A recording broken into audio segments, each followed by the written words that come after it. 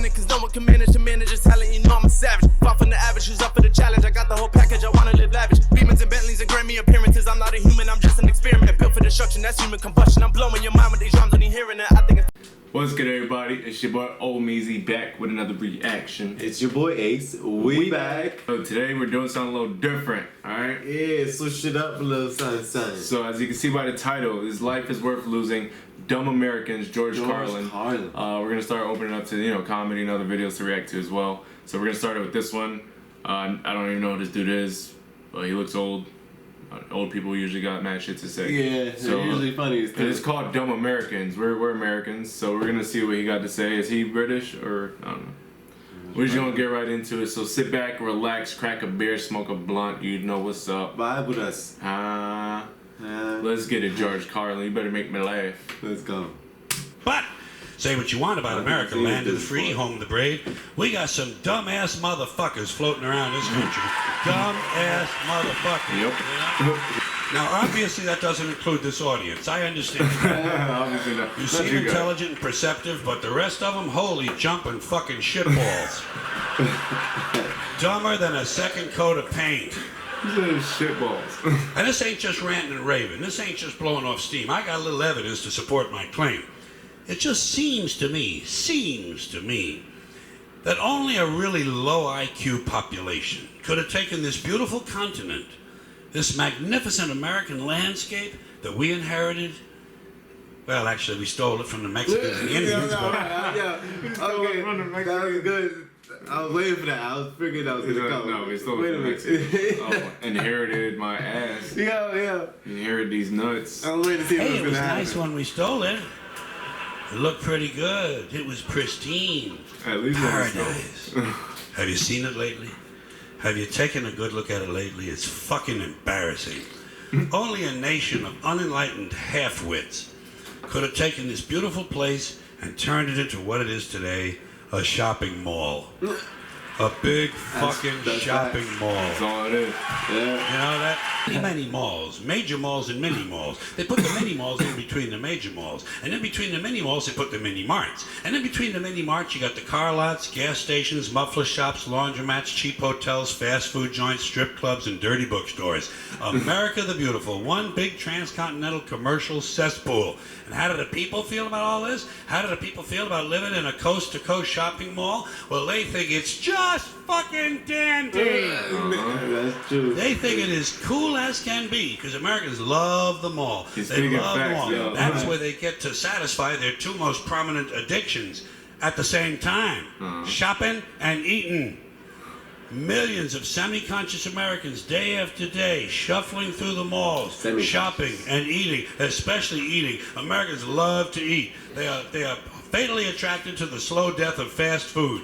Hot dogs, corn dogs, triple bacon cheeseburgers, deep fried butter dipped in pork fat and cheese whiz, mayonnaise soaked barbecued mozzarella patty melts. Americans will eat anything. Anything. If you were selling sauteed raccoons' assholes on a stick, Americans would buy them and eat them.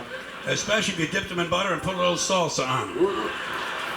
This country is big time, pig time. Forget the bald eagle. You know what the national emblem of this country ought to be? A big bowl of macaroni and cheese. Have you seen some of the people in this country? Have you taken a good look at some of these big fat motherfuckers walking around?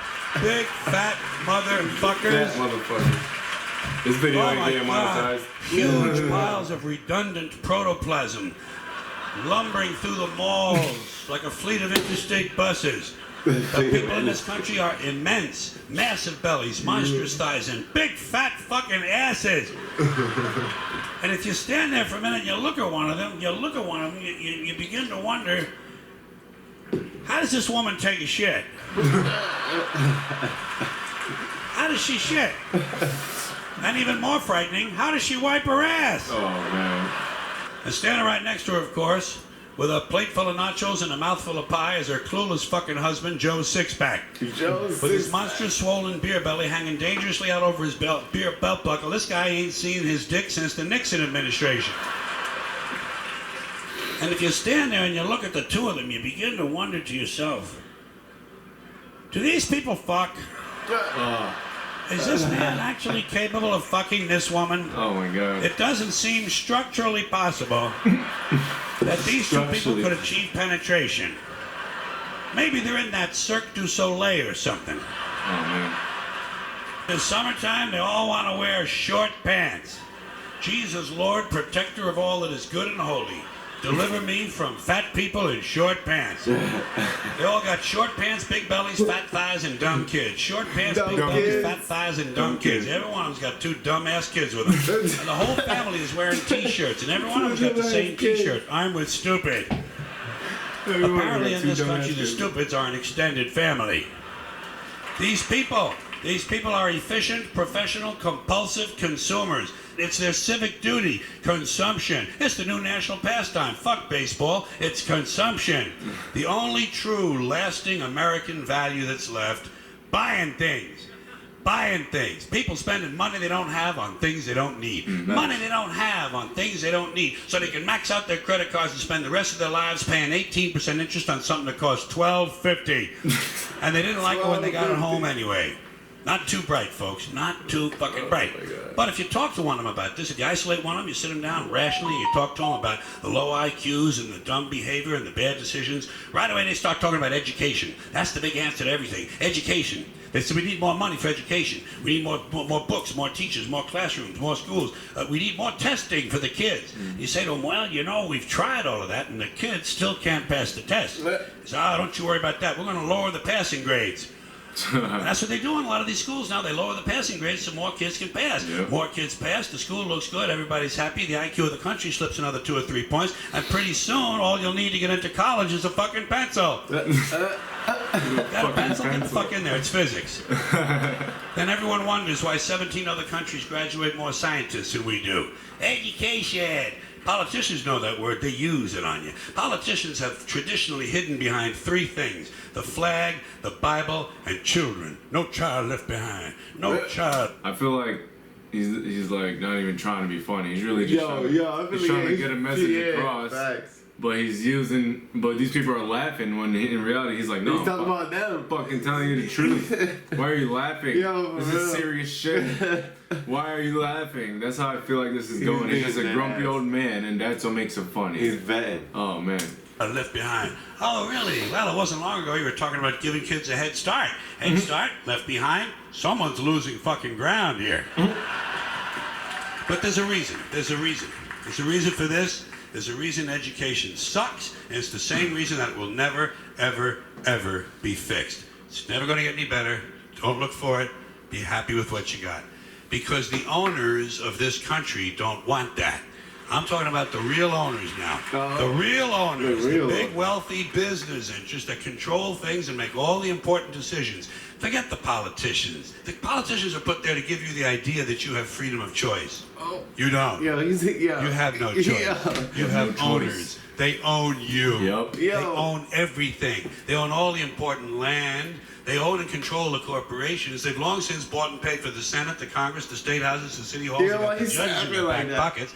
And they own all the big media companies, so they control just about all of the news and information you get to hear. They got you by the balls. They spend billions of dollars every year lobbying to get what they want.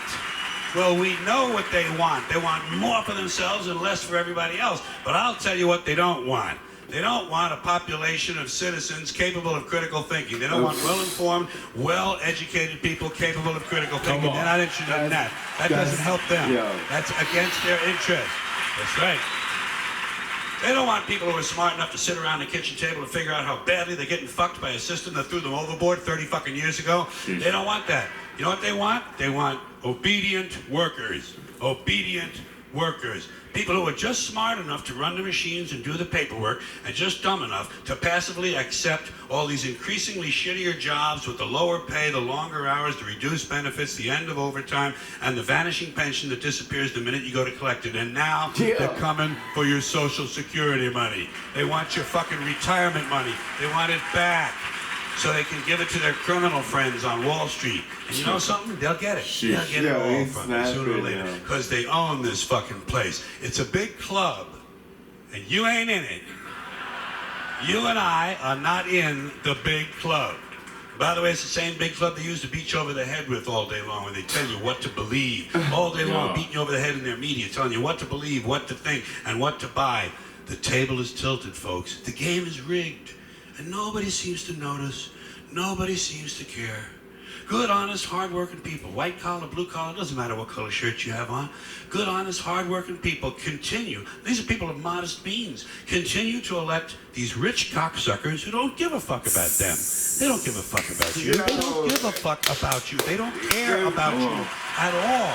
At all. And nobody seems to notice. Nobody seems to care. That's what the owners count on. The fact that Americans will probably remain willfully ignorant of the big red, white, and blue dick that's being jammed up their assholes every day. Because the owners of this country know the truth. It's called the American dream, because you have to be asleep to believe it. Oh my God. That's why they wants you to be woke. This is crazy. At a certain point, he didn't care about the comedy. Yeah, he just started going off. He was snapping. This is what all my music is about. Like exactly what he's talking about. Like, it was facts. Wait till you guys hear his new track I'm about to go lay down today. Like holy shit, I can't even speak on that. He just said it all. Nail on the head. Some of the people in the audience that wasn't feeling that. They call it an American dream because you have to be asleep to believe it. Are you fucking kidding me? You know what? I'm out of here. I'm out. Thanks for rocking with us. We out. All right.